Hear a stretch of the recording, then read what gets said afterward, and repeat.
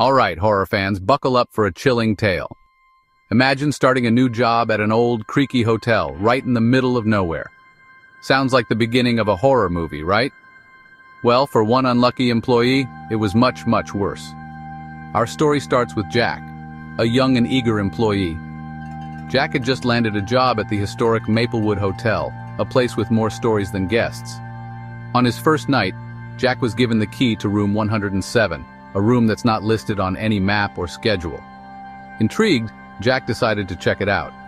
He walked down the dimly lit hallway, the old wooden floorboards creaking under his feet.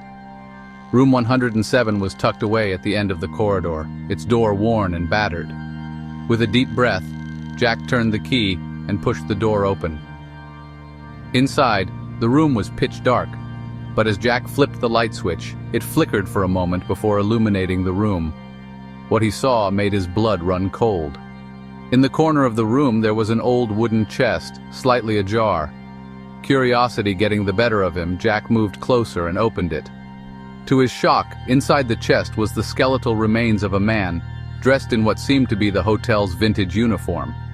Jack quickly realized it was the body of the previous hotel owner who had mysteriously disappeared decades ago. Suddenly, a cold gust of wind blew, slamming the door shut behind him. Jack tried to open the door, but it wouldn't budge. Panic set in as he pounded on the door, screaming for help, but his voice echoed back at him.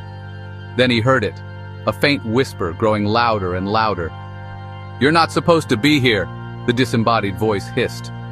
Jack spun around, his eyes wide with terror, but the room was empty, except for the skeleton.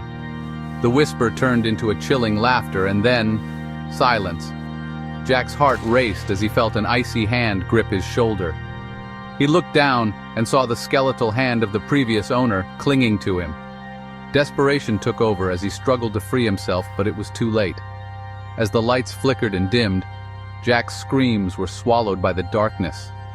The last thing he saw was the door to room 107 closing shut. And then, blackness. And there you have it, folks, a chilling tale of terror and mystery. What happened to Jack? Well, that's a story for another night. Sleep tight and don't let the ghosts bite.